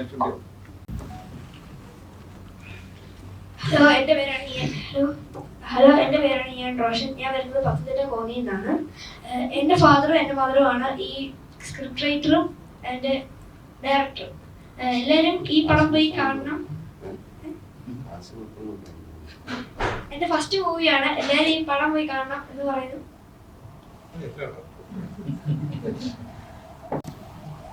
ഞാൻ ഇറ്റാലിയ റോപ്പയും റോഷൻ കാച്ചിയാണ്. അവരും ഈ പടം ആദ്യഘട്ടം മുതൽ ചെയ്തുകൊണ്ടിരിക്കുന്നത് ഞാൻ കാണുന്നുണ്ട്. ഇത്രയും നേരം ഇത്രയും നാളുകൾ എൻ്റെ കൂടെ നിന്ന് ആ കഷ്ടപ്പാടുകളും ഈ പുതിയ തലമുറ വന്ന് അനുഭവിക്കുന്ന കഷ്ടപ്പാടുകളും മറ്റു കാര്യങ്ങളൊക്കെ മനസ്സിലാക്കി ഈ ചിത്രം വലിയ നിലയിൽ വരണം എന്നാണ് എൻ്റെ ആഗ്രഹം. അതിൽ മുഖ്യ പങ്ക് വഹിക്കേണ്ടത് നിങ്ങളിൽ ഓരോരുത്തരുമാണ്. ഈ പറഞ്ഞതുപോലെ ട്രോളിങ്ങും മറ്റു കാര്യങ്ങളൊന്നും ഉണ്ടാവാതിരിക്കട്ടെ. ദൈവം നമ്മുടെ ഒക്കെ കൂടെ ഉണ്ടായിരിക്കട്ടെ. ഈ പടയം വിജയകരമാക്കാൻ നിങ്ങളുടെ ഭാഗത്തു നിന്നും നല്ല ഒരു ശ്രദ്ധ ഉണ്ടാവണം എന്ന് ഉന്നീതമായി അഭ്യർത്ഥിച്ചുകൊണ്ട് നിർത്തുന്നു. അത്ര അങ്ങനല്ല, ഇത് സ്റ്റെപ്പ് സ്റ്റെപ്പായിട്ട് അങ്ങനെ ഓരോ പ്രശ്നങ്ങൾ ഉണ്ടാവുമായിരുന്നു. ഇപ്പം നമ്മൾ ആദ്യം തന്നെ ഷൂട്ടിങ് അയാൾ ചീറ്റ് ചെയ്തോടെ തന്നെ ഷൂട്ടിങ് സ്റ്റോപ്പ് ആയത്. അതൊക്കെ ഈ കഥ തുടങ്ങിയ പോലെ അങ്ങനെ വരുന്നുണ്ട്. അങ്ങനെയുള്ള നെഗറ്റീവ് പ്രശ്നങ്ങൾ കൂടെ ഉണ്ടാകുന്നുണ്ട്. പിന്നെ മഴയായിരുന്നു, മിക്കക്കല്ലില്ലാത്ത മഴയായിരുന്നു. ഓരോ ദിവസം രാവിലെ നല്ല തെളിഞ്ഞേക്ക് ഷൂട്ട് സ്റ്റാർട്ട് ചെയ്ത് ക്യാമറ റോൾ ചെയ്യുമ്പോഴത്തേക്ക് താഴെ തുടങ്ങും മഴ. പിന്നെ ഇത് പൊളിച്ചോണ്ട് പോകും. പിന്നെ ഈ വരുന്നവരെല്ലാം അവിടെ ആ ദിവസത്തെ ആൾക്കാർ മുഴുവനും വന്ന് സ്റ്റേ ആയിരിക്കും. അങ്ങനെ ഒരുപാട് നഷ്ടങ്ങൾ അങ്ങനെ സംഭവിച്ചു. പിന്നെ വെള്ളപ്പൊക്കം, ഒരു കുട്ടി ഇതുപോലെ ഷൂട്ടിങ് നടക്കുന്ന സമയത്ത് ഉരുള് പൊട്ടി അച്ചൻകോയിലാറ് വെള്ളം മേളിൽ കൂടെ വന്നുകൊണ്ടിരിക്കുക. ഷൂട്ടിങ്ങിന് ആള് നടുക്ക് നിൽക്കുക, ആറ്റിന് നടുക്ക്. പിന്നെ ഇതിനെ കയറ്റി ഞങ്ങൾ എടുത്ത പാട് വലിയ ബുദ്ധിമുട്ടായിരുന്നു. അതൊക്കെ അങ്ങനെ ഒരു സ്ട്രഗിൾ ഉണ്ടായിട്ടുണ്ട്. ആ കുട്ടികൾ രണ്ടുപേരും പോകേണ്ടതായിരുന്നു, അറിഞ്ഞില്ല. വെള്ളം കലക്കമുള്ള മുന്നിൽ വെളിയിൽ നിന്ന് വരിക. അതൊക്കെ ആ ഷൂട്ടിങ്ങിന് തന്നെ അത് കാണുമ്പോൾ അറിയാം സിറ്റുവേഷനൊക്കെ. അങ്ങനെ കുറെ ബുദ്ധിമുട്ടുകൾ ഉണ്ടായിട്ടുണ്ട്. വലിയ പിന്നെ ഇപ്പൊ ഇവിടെ വരെ ഓരോ പ്രശ്നങ്ങൾ ഇങ്ങനെ നിന്ന് പടം പലപ്പോഴും നിർത്തിയിട്ട് പോയി. സാറ് പിന്നെ വീണ്ടും തുടങ്ങും. പിന്നെ സാമ്പത്തികമായിട്ട് ആദ്യത്തെ ബുദ്ധിമുട്ടുണ്ടായിരുന്നു. നെഗറ്റീവ് ശരിക്കും അനുഭവിച്ചിട്ടുണ്ട് എല്ലാവരും. ഇത് എ സർട്ടിഫിക്കറ്റ് ആണെങ്കിൽ ഇത് വയലൻസുമായിട്ട് ബന്ധപ്പെട്ട എ സർട്ടിഫിക്കറ്റ്. വയലൻസ് ഉള്ളിയായിട്ട് അങ്ങനെയൊന്നുമില്ല. അത് ബ്ലഡ് കാണിക്കാൻ ചില സീക്വൻസ് കാണിക്കേണ്ടി വരുന്നതുകൊണ്ട് സെൻസർ പറഞ്ഞു എ സർട്ടിഫിക്കറ്റ് തരാൻ പറ്റത്തുള്ളൂ. പുള്ളി മാസ്ക് ചെയ്യാനാണെങ്കിൽ പിന്നെ നമ്മൾ ചെറിയ പടമല്ലേ, ഫുള്ള് മാസ്ക് ചെയ്തുകൊണ്ട് അതിന്റെ ക്വാളിറ്റി ബാധിക്കേണ്ടെന്ന് വെച്ച് കഴിഞ്ഞാൽ ശരി എ സർട്ടിഫിക്കറ്റ് ആയിക്കോട്ടെ എന്ന് പറഞ്ഞു. അല്ലാതെ അതിനകത്ത് ഒത്തിരി വൾഗറായിട്ടുള്ള സീക്വൻസ് ഒന്നുമില്ല. അത് കഥാതന്തുമായിട്ട് ബന്ധപ്പെട്ട് സീക്വൻസ് വരുന്നുണ്ട്. അങ്ങനെയാണ് പ്ലാൻ ചെയ്തത്. ഇങ്ങനത്തെ ഈ ടൈപ്പ് ഒക്കെ പടങ്ങൾ ചെയ്യുമ്പോഴേ ഈ ബ്ലാക്ക് മാജിക്കിനെ പ്രോത്സാഹിപ്പിക്കുന്ന രീതിയിൽ അല്ലെങ്കിൽ ആൾക്കാർക്ക് ഇൻസ്പയർഡ് ആയിട്ട് ഇതേപോലെ ചെയ്യാൻ തുടങ്ങി കഴിഞ്ഞാൽ അങ്ങനെ ഇത് പ്രോത്സാഹനമായിട്ട് ഒന്നുമില്ല. നമ്മള് പ്രോത്സാഹനമല്ല, നമ്മൾ അവർക്ക് ഒരു മെസ്സേജ് കൊടുത്തേക്കുന്നത്. പ്രോത്സാഹനം ഒന്നുമില്ല. കാരണം ഇപ്പൊ ഈ നിലവിൽ തന്നെ നടന്നത് അതിനെ ബേസ് ചെയ്ത് നമ്മളൊരു സംഭവം എടുത്തു. അതിന് എന്താണ് അതിന്റെ അവസ്ഥ, ഫൈനലായിട്ട് എന്ത് വരും എന്ന്. പക്ഷെ ഇതിങ്ങനെ തുടരുന്നുണ്ട്. നമ്മൾ എത്ര നിരോധിച്ചെന്ന് പറഞ്ഞെന്ന് പറഞ്ഞാലും ഇത് നമ്മുടെ സമൂഹത്തിൽ ഇങ്ങനെ വീണ്ടും തുടർന്നുകൊണ്ടേയിരിക്കും. ഇപ്പൊ മെനിയാന്ന് പറഞ്ഞൊരു നിലവിൽ നടന്നിട്ടുണ്ട്. അപ്പൊ അത് ഇപ്പൊ വാർത്തയായിട്ട് വരാനുണ്ട്. അപ്പൊ ഇതിങ്ങനെ നമ്മുടെ സമൂഹത്തിൽ നടന്നുകൊണ്ടിരിക്കുന്ന മാന്യരായ ആൾക്കാരെല്ലാം ഇതിന്റെ പിന്നിലുണ്ട്. അതിപ്പോ ഞാനനി എത്ര ആര് തടഞ്ഞെന്ന് പറഞ്ഞാലും അവർ ചെയ്യാനുള്ളത് ചെയ്തുകൊണ്ടേയിരിക്കും. പിന്നെ നമ്മളൊരു ഒരു ചെറിയ ഒരു വെളിച്ചം കൊടുക്കുന്നു. അത് കാണുന്നവർക്ക് മനസ്സിലാവട്ടെ, ഇല്ലെങ്കിൽ അത്രയേ ഉള്ളൂ സിനിമ കൊണ്ട് ഞാൻ ഉദ്ദേശിക്കുന്നത്. ഞാൻ ഒന്ന് ഇടപെടുന്നു, വേറെ ഒന്നുണ്ടല്ല. ഇവിടെയൊക്കെ പറഞ്ഞപ്പോഴത്തേക്കും നരബലി എന്നുള്ള വാക്ക് കേട്ടപ്പോൾ അതുകൊണ്ടിട്ട് ആരും ടെൻഷൻ ചെയ്യാനുള്ള സാധനമൊന്നുമല്ല. അത് മാത്രമൊന്നും അല്ല അതിനകത്തുള്ളത്. അത് ഒരു ബേസിക് ഒരു ചെറിയ ത്രെഡ് എന്നുള്ള സംഭവം മാത്രമേ ഉള്ളൂ.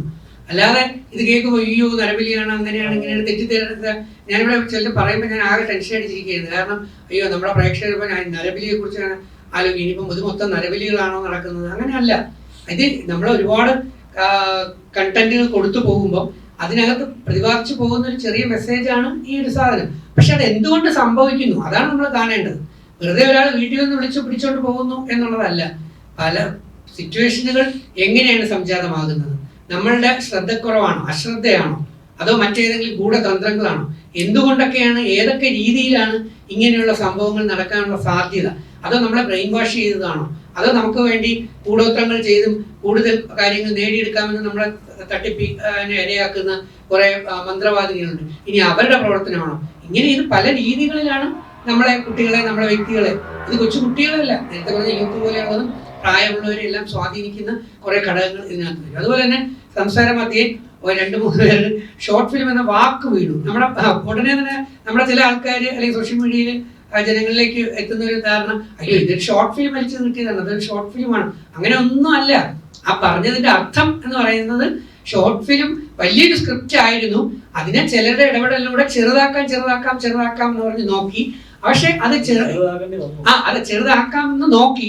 ആ നോക്കുന്ന സാധനത്തിൽ നിന്നുകൊണ്ട് ബാക്കിയുള്ളവർ അനുഭവിച്ചാലും നമ്മൾ അനുഭവിച്ച പല പല സ്ട്രഗിളുകളും കഷ്ടപ്പാടുകളും ഒരു ദൈവദൂതനെ പോലെ ഭാസ്കരൻ ചേട്ടൻ എന്ന പ്രൊഡ്യൂസർ വന്ന് കാണുകയും അത് പറ്റത്തില്ല, ഇതൊരു വലിയ ബിഗ് സ്ക്രീനിൽ തന്നെ ഒരു ബിഗ് ബഡ്ജറ്റ് പോലെ, വലിയൊരു ബിഗ് ബഡ്ജറ്റ് അല്ല, ഒരു നല്ല ബഡ്ജറ്റില് ഏറ്റവും നല്ല കഥ തന്നു, അത് ഏറ്റവും നല്ല രീതിയിൽ തന്നെ ജനങ്ങളുടെ ഇടയിലേക്ക് എത്തിക്കണം എന്നുള്ള നിലയിൽ വീണ്ടും ആ വലിയ സ്ക്രിപ്റ്റിലേക്ക് തന്നെ പോവുകയും അത് വളരെ വലുതായി വരികയും പിന്നെ അപ്പോഴാണ് സെൻസർ ബോർഡ് പറയുന്നത് ഇത്രയും വിശാലമായിട്ട് കാണിക്കേണ്ട, കുറെ കാര്യങ്ങൾ കട്ട് ചെയ്ത് കുറെ കാര്യങ്ങൾ എഡിറ്റ് ചെയ്ത് റെഡിയാക്കി കൊണ്ടുവരൂ എന്ന് പറഞ്ഞിട്ട് രണ്ടാമത് അതിലേക്ക് പോയത്. അപ്പം 2 മണിക്കൂറും 15 മിനിറ്റ് 2.25 മണിക്കൂർ വരുന്ന സാധാരണ ഇപ്പൊ ഇറങ്ങുന്ന ചില സിനിമകൾ, ഞാൻ കഴിഞ്ഞ ദിവസം ഒരു സിനിമ കണ്ടത് എനിക്ക് തോന്നുന്നു 1 മണിക്കൂറും 50 മിനിറ്റും അങ്ങാണ്ട് 55 മിനിറ്റ് ഒക്കെ ഉള്ളൂ. 2 മണിക്കൂർ തികച്ചില്ല ഇപ്പൊ ഇറങ്ങുന്ന പല സിനിമകളും. ഈ സിനിമ 2.25 മണിക്കൂറുള്ള ഒരു വലിയൊരു സിനിമയാണ്. അതുകൊണ്ട് തെറ്റിദ്ധാരണ ഉണ്ടാകരുത് എന്ന് വിചാരിച്ച് ഞാൻ ആ കാര്യം ഒന്ന് എക്സ്പ്ലെയിൻ ചെയ്തു എന്നുള്ളതേ ഉള്ളൂ. അല്ലെങ്കിൽ നമ്മുടെ ജനങ്ങൾക്ക് ചില തെറ്റിദ്ധാരണകൾ ഉണ്ടാകും, അതുകൊണ്ട് പറഞ്ഞു. എന്തെങ്കിലും ചോദിക്കുകയാണെങ്കിൽ ചോദിക്കാം. ഇതിലേ കൂടോത്രം ഈ ബാക്ക് പേജ് ഒക്കെ പറയുന്നത്, ചേട്ടന് ഈ കൂടോത്രത്തിലൊക്കെ വിശ്വാസം ഉണ്ടോ? ഇല്ല, ഞാൻ ഈ നല്ല മനുഷ്യനിലാണ് വിശ്വാസം. എപ്പോഴും അത് തന്നെയാണ്, നല്ല മനുഷ്യനെയാണ് ലോകത്തെ കൊണ്ടുപോകുന്നത്. അതിനിടയ്ക്ക് ചീത്ത മനുഷ്യരില്ല എന്നല്ല, ചീത്ത മനുഷ്യരുണ്ടാവും, നമ്മൾ മൈൻഡ് ചെയ്യുന്നില്ല. അതൊക്കെ ഉണ്ടാവും, അവരൊക്കെ നശിച്ചു പോയിട്ടുണ്ടാവും, ഉറപ്പാ. ഇത് തന്നെ ഞാൻ നേരത്തെ പറഞ്ഞു, നമുക്കെതിരെ കൂടോത്രങ്ങൾ അല്ലെങ്കിൽ നെഗറ്റീവ് എനർജി, ബ്ലാക്ക് എനർജി ചെയ്ത് പ്രവർത്തിക്കുമ്പോൾ അത് അല്പസമയത്തേക്ക് അവർക്ക് ഗുണമാവും. കുറച്ച് കഴിയുമ്പോൾ അത് ലൈഫ് ലോങ് അവർക്കും അവരുടെ വംശത്തിനും പരമ്പരയ്ക്കും മക്കൾക്കും അല്ലെങ്കിൽ ആ കുടുംബത്തിൽ തന്നെ അത് വാഞ്ഞടിച്ച് നെഗറ്റീവായിട്ട് പോകും എന്നുള്ളതിന് സംശയമൊന്നുമില്ല. പിന്നെ എനിക്ക് ചേട്ടൻ പറഞ്ഞ പോലെ ചേട്ടൻ നല്ലൊരു വെഴ്സറ്റൈൽ, നല്ല ഉഗ്രൻ ആർട്ടിസ്റ്റാണ്. പക്ഷെ എത്രയോ വർഷം കൊണ്ട് സിനിമയിൽ ഉണ്ടായിട്ടും ഒരു മുഖ്യധാരയിൽ ഒന്ന് ഞാൻ അടിവരയിട്ട് പറഞ്ഞ വേറെ ഒന്നും കൊണ്ടല്ല, ചേട്ടന് പെർമിഷനോടെ ഞാൻ പറയാണ്, നെടുമുടി ചേട്ടന്റെ ആ ലെവലിൽ നെടുമുടി ചേട്ടന്റെ ലെവലിൽ, തിലകൻ ചേട്ടന്റെ ലെവലിൽ, അതേ ലെവലിൽ എത്തേണ്ട ഒരു ആർട്ടിസ്റ്റ് ആയിരുന്നു ഗോവൻ ചേട്ടൻ. ശരിയല്ലേ ചേട്ടാ? നെടുമുടി ചേട്ടന്റെ ലെവലിൽ, നെടുമുടി ചേട്ടന്റെ ലെവലിൽ, തിലകൻ ചേട്ടന്റെ ലെവലിൽ അങ്ങനെ ഒരു മുൻനിരയിലെ ഏറ്റവും സൂപ്പർ ആയിട്ടുള്ള ഒരു നല്ല ക്യാരക്ടർ അല്ലെങ്കിൽ ആ ലെവലിൽ എത്തേണ്ട ചേട്ടൻ ഇപ്പോഴും ഈ കുറച്ച് ബാക്കിൽ നിൽക്കുന്നുവെങ്കിൽ ഞാൻ പറയാം ഏതോ കൂടോത്രങ്ങളോ ഏതോ നെഗറ്റീവ് എനർജി ഏതോ ഉണ്ടായപ്പോഴും ഒക്കെ ചേട്ടനെതിരെ പ്രവർത്തിച്ചതിന്റെ ഫലം തന്നെ ആയിരിക്കാനുള്ള സാധ്യത. കാരണം ഈ ഇൻഡസ്ട്രിയിൽ ഇത് കൂടുതലുണ്ട് എന്നുള്ളത് പലർക്കുമുള്ള അത് ഒരു രഹസ്യമായ പരസ്യം ആയിട്ടുള്ള സംഭവമാണ്. നമ്മൾ നോക്കിയാൽ മതി. ഇപ്പം രജനീകാന്ത് സാറിനായാലും ഇപ്പം ലാലേട്ടന്റെ കഴുത്തിലായാലും കയ്യിലായാലും അതുപോലെ പല ആർട്ടിസ്റ്റിന്റെ കയ്യിലായാലും പലതരം മാലകളും അല്ലെങ്കിൽ അതിൻ്റെതായ ജപമാലകളും ഒരു പ്രത്യേക പോസിറ്റിവിറ്റി, കാരണം അടിച്ചിടരുത് അല്ലെങ്കിൽ വീണ് പോകരുത് എന്ന് വിചാരിച്ചിട്ട് ഉള്ളൊരു സംഭവമാണ് ഞാൻ ഉദ്ദേശിച്ചത്. അതുകൊണ്ട് ചേട്ടൻ നല്ല മനുഷ്യരെ വിശ്വസിക്കുന്നു, എല്ലാവരും നല്ല മനുഷ്യരാണ്.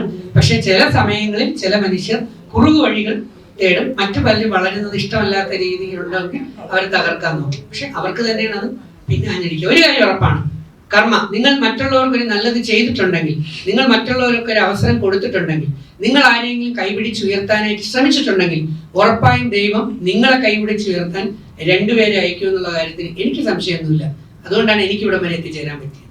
Thank you.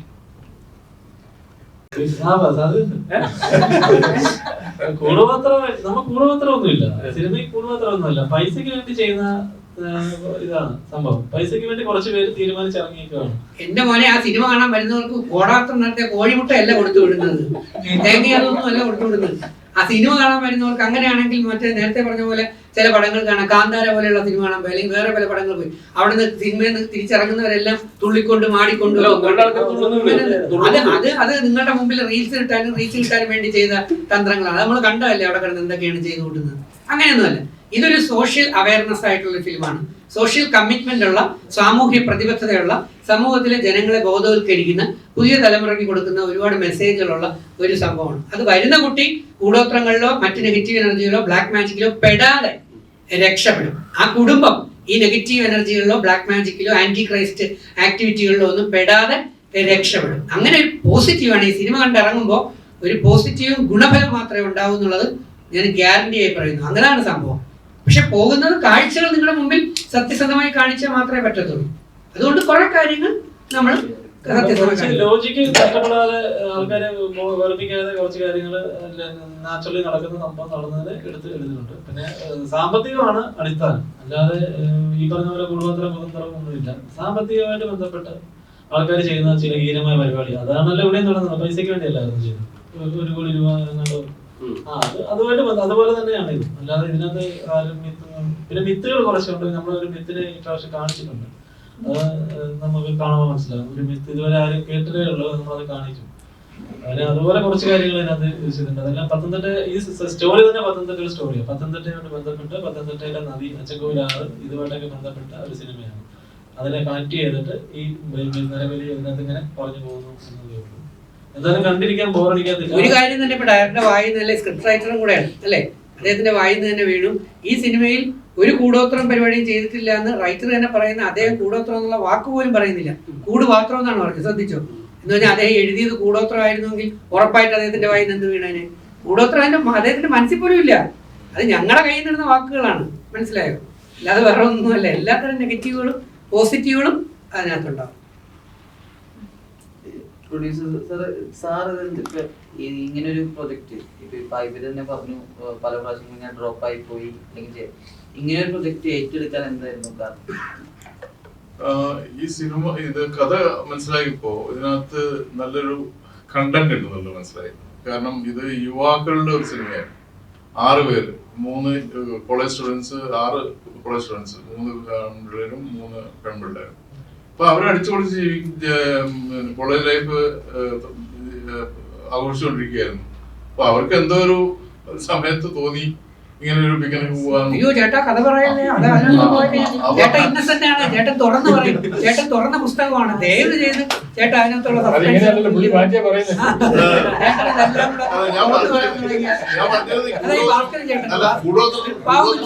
കൂടോത്രം ഇല്ല എന്ന് ഞാൻ പറയായിരുന്നു.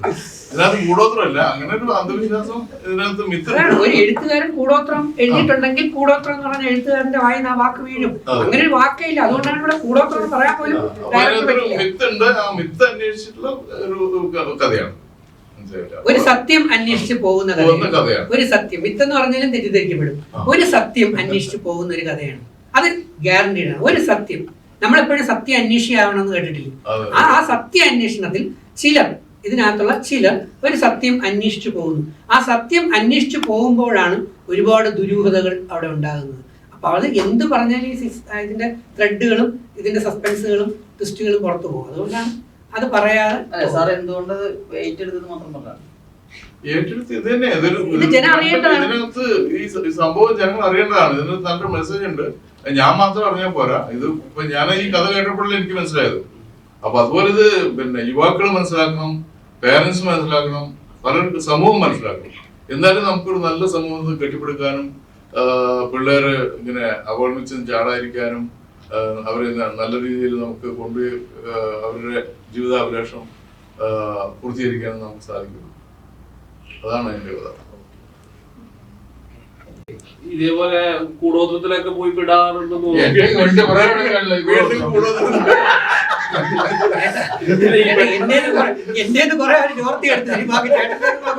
പെട്ടെന്ന് പ്രശസ്തിയാവാൻ വേണ്ടിയൊക്കെ, പ്രശസ്തി വരാൻ വേണ്ടി, പണം വരാൻ വേണ്ടിയൊക്കെ ഇതേപോലെ കൂടോത്രങ്ങൾ ചെയ്യാറുണ്ട് കേൾക്കുന്നുണ്ട്. അപ്പം ഇപ്പത്തെ ഈ കാലഘട്ടത്തിൽ ജെൻസി പിള്ളേർ അങ്ങനെ ചെയ്യുന്നുണ്ടെന്ന് തോന്നാറുണ്ടോ?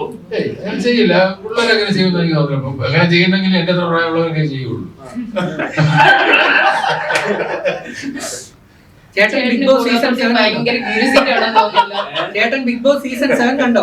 ചേട്ടന്റെ പ്രായമുള്ളവരല്ല അവിടെ പല സംഗതികൾ വന്നത്. ഇനി കൂടോത്രം ചെയ്യണോന്ന് വെക്കുന്നവർ എന്തായാലും ചെയ്തുകൊണ്ടിരിക്കും. അത് ഒന്ന് നിർത്തലാക്കാൻ വേണ്ടിയാണ് നമ്മൾ ഈ മൂവി ഇറക്കുന്നത്. സോ കൂടോത്രമായിട്ട് ഒരു ബന്ധവും ഇല്ല. ഇനി ചെയ്യേണ്ടവർ ചെയ്യട്ടെ, അനുഭവിക്കുകയും ചെയ്യും. ഇത്രയേ ഉള്ളൂ ഈ മൂവി പറയുന്നത്. ചേട്ടൻ എന്തായാലും കൂടോത്രനെ പറ്റി നല്ല ക്യൂരിയോസിറ്റി ഉണ്ട്. നമുക്ക് നെക്സ്റ്റ് മൂവി എന്തായാലും അതിനെപ്പറ്റി ചിന്തിക്കാം. ബിഗ് ബോക്സിന്റെ പുറകിൽ തന്നെ വെച്ചിരിക്കുന്ന ഒറ്റക്കണ്ണാണ്, ഒറ്റക്കണ്ണാണ്, ശ്രദ്ധിച്ചറിയാം. അതേപോലെയുള്ള ഒരു സിമ്പിളാണ് ഇതിൽ നമ്മൾ യൂസ് ചെയ്തിരിക്കുന്നത്. അതുമായിട്ട് സിമിലാരിറ്റിയുള്ള കുറെ സംഭവങ്ങൾ നമ്മളിതിൽ പറയുന്നുണ്ട്. അതെങ്ങനെയാണ് അവൻ ജീവിതത്തിൽ എഫക്റ്റ് ആകുന്നത് എന്നുള്ളതും പറയുന്നുണ്ട്. അതിലേക്ക് ചെന്ന് വീഴുന്ന ആൾക്കാർ വീഴുന്നുണ്ട്. അതിലേക്ക് വീഴാതിരിക്കാൻ മാതാപിതാക്കൾ ശ്രദ്ധിക്കേണ്ട വഴികളാണ് നമ്മളിതിൽ കൂടി പറയുന്നത്. ഈ ടീനേജ് എന്ന് പറയുന്ന പ്രായത്തിലുണ്ടാകുന്ന കുറെ ചപലതകളുണ്ട്. അവർക്ക് പ്രണയമാകാം, പ്രണയത്തിന്റെ പുറത്തുണ്ടാകുന്ന വൈകാരിക ഭാവങ്ങളാവാം. അതൊക്കെ ഇങ്ങനെയുള്ള പല വഴികളിലേക്ക് കുട്ടികളെ വഴിതെറ്റിച്ചുകൊണ്ട് പോകുന്നുണ്ട്. അതിൽ നിന്ന് ഒരു മാറ്റം ഉണ്ടാകണം. ഇന്ന വഴിയിൽ കൂടി പോയാൽ അവിടെ അപകടങ്ങളുണ്ട്, അപകടങ്ങൾ പതിയിരിക്കുന്നിടത്തേക്കാണ് പോകുന്നത് എന്നുള്ള ഒരു അവയർനെസ് ആണ് നമ്മൾ ഇതിൽ കൂടെ കൊടുക്കുന്നത്. അതുപോലെ തന്നെ കഴിഞ്ഞ ഇടയ്ക്ക് നിങ്ങൾ കൊച്ചിയിലെ ഒരു പയ്യൻ അച്ഛനെ വെട്ടിക്കൊന്നിട്ട് മുറി തുറന്നു നോക്കിയപ്പോൾ മുഴുവനും സാധാരണ സൈന്യം അതൊന്നും വാർത്ത വന്നില്ല. അപ്പം ജെൻസി ഇതൊക്കെ ചെയ്യുന്നുണ്ട്. നമ്മൾ ഉദ്ദേശിക്കുന്നതല്ല, അവർക്ക് ഇന്റർനാഷണൽ ലെവലിൽ ഇപ്പൊ ചിന്തിക്കുന്നത് മാത്രമേ ഉള്ളൂ.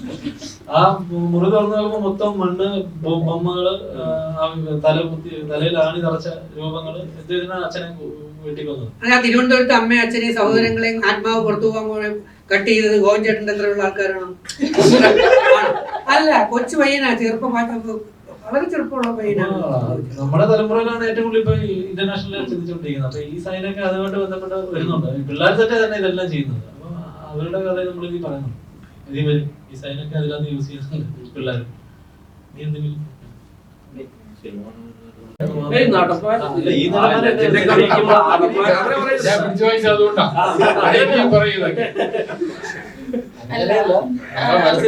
അല്ല, ഈ ട്രോളാൻ വരുന്ന ആൾക്കാരോട് പ്രത്യേകം പറയാനുള്ള കാര്യം അതും കൂടാ. ഇതിനകത്ത് വലിയ ഇവരെ പറ്റിയല്ല പറയുന്നത്. ഇപ്പൊ പുതുതായിട്ട് വന്ന പിള്ളേരെ പറ്റിയാണ് പറയുന്നത്. ട്രോളാൻ വേണ്ടി ഒന്നുമില്ല, അവരുടെ ഫസ്റ്റ് എക്സ്പീരിയൻസ് ആണ്. പക്ഷെ അവരത് വൃത്തിയായിട്ട് ചെയ്തിട്ടുണ്ട് എന്നുള്ളതാണ്.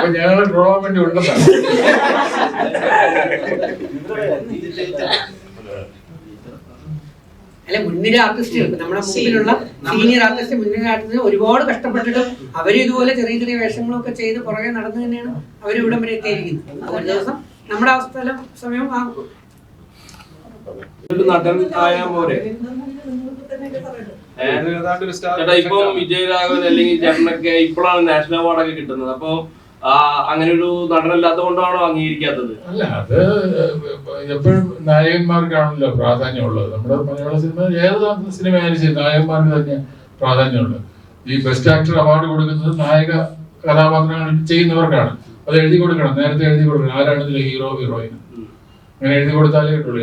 വിജയന്റെ കാര്യത്തിൽ എന്റെയും മമ്മൂട്ടിയുടെയും പേര് എഴുതി കൊടുത്തിട്ടുണ്ട് നായകന്മാർക്ക്. ഞാൻ സ്കൂളിൽ പഠിക്കുന്ന സമയം തൊട്ട് ചേട്ടന്റെ സീരിയലുകൾ കാണാൻ തുടങ്ങി. അത് ഞാൻ പറഞ്ഞ അത്രയും എക്സ്പീരിയൻസ് ഉണ്ട് ചേട്ടൻ. ആ സ്ഥലത്ത് സിനിമയിൽ ഒറ്റ ഉന്നതങ്ങളിൽ എത്തേണ്ട. സിനിമയില് ഞാൻ ആദ്യം ഒരു കാര്യം കൂടെ പറഞ്ഞേക്കാം. സിനിമയിൽ ആദ്യം അഭിനയിക്കുന്ന എന്റെ പുറകോശമാണ്. ഭരത് ഗോപി സംവിധാനം ചെയ്ത സിനിമയുണ്ട്. നിങ്ങൾ ആരും കണ്ടിട്ടില്ല എന്നുള്ള ഉറപ്പാണ്. കാരണം അത് റിലീസ് ആയിട്ടില്ല.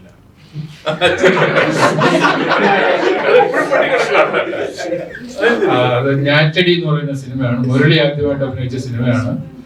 അത് റിലീസായിട്ടില്ല. അത് ഞാൻ അതിന്റെ ഇത് കണ്ടു, കോപ്പി തിയേറ്ററിൽ കാണിച്ചപ്പോ കണ്ടു എന്നുള്ളതേ ഉള്ളൂ. റിലീസായിട്ടില്ല. അതില് ഞാനിങ്ങനെ ഷൂട്ടിംഗ് ആണ്. അപ്പൊ എന്റെ ഫ്രണ്ടിനെ കൊണ്ട് പോയതാണ്, ലൊക്കേഷനിൽ പോയതാണ്. അപ്പൊ ഒരു കോളേജ് സീൻ എടുത്തോണ്ടിരിക്കുന്നു. അപ്പൊ കോളേജിൽ ഒരുപാട് പേര് വേണമല്ലോ.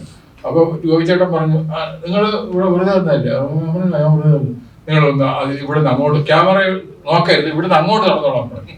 ഞാൻ അങ്ങോട്ട് നടന്നു. അങ്ങനെ ആദ്യമായിട്ട് അഭിനയിച്ചതിന്റെ പുറകുവശമാണ്.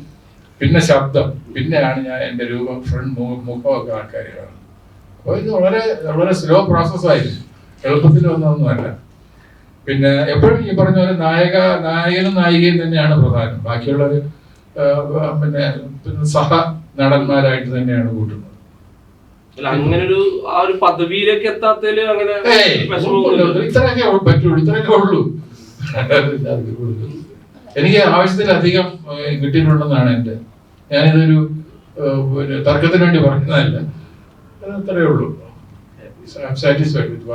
പിന്നെ സിനിമ ഈ സമയത്തും ചേട്ടന്റെ ആ ഈ നമ്മുടെ പുലിമുരുകളിലെ ആ ഡയലോഗും കാര്യങ്ങളൊക്കെ ഇപ്പോഴും നമ്മുടെ മനസ്സിൽ ട്രോളായിട്ട് കാര്യങ്ങളായിട്ട് വരുന്നത്. അപ്പൊ ചേട്ടനൊക്കെ എന്നും ഞങ്ങളുടെ മനസ്സിൽ എപ്പോഴും കിടക്കുന്നുണ്ട്.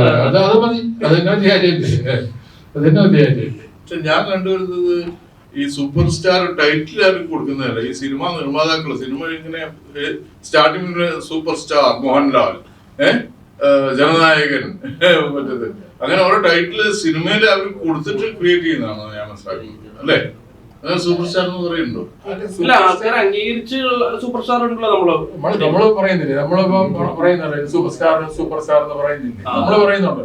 അപ്പൊ അതന്നെ ആരും അംഗീകരിക്കണമെന്ന് നമ്മൾ പറയുമ്പോൾ തന്നെ അത് അംഗീകാരം. പക്ഷെ സിനിമയിൽ എഴുതി കാണിക്കുന്നുണ്ടോ സൂപ്പർ സ്റ്റാർ മോഹൻലാൽ എന്ന് പറഞ്ഞിട്ട് കാണിക്കുന്നുണ്ടോ? സൂപ്പർ സ്റ്റാർ, മെഗാസ്റ്റാർ, അങ്ങനെ ജനനായകൻ. സൂപ്പർ സ്റ്റാർ ആണെങ്കിലും എവിടെ ആയാലും തുടക്കത്തില് അവര് സാധാ ആൾക്കാരെ പോലെ തുടങ്ങിയവരാണ്. നാളെ വിചാരിച്ചാലും ഒരാൾക്ക് സൂപ്പർ സ്റ്റാർ ആവാം. കാരണം അവരുടെ ക്യാരക്ടർ ആ ഒരു രീതിയിലാണെങ്കിൽ നാളെ ചെയ്യുന്ന ഇപ്പൊ ഇവർക്ക് ആ ഒരു ക്യാരക്ടർ കിട്ടുന്ന വെച്ചോ അവര് സൂപ്പർ സ്റ്റാർ ആവും. കാര്യം ആ സ്റ്റോറിയിലെ കണ്ടന്റ് ആണ് അവരെ സ്റ്റാറുകളാക്കുന്നത്. സോ വിചാരിച്ചാൽ ആ ഒരു റോൾ കിട്ടിയാൽ ആർക്കും ആവാം.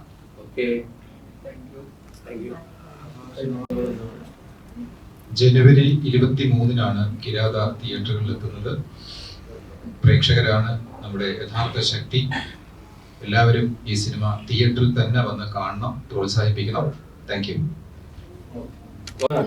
സത്യം. ഓക്കെ. Thank you.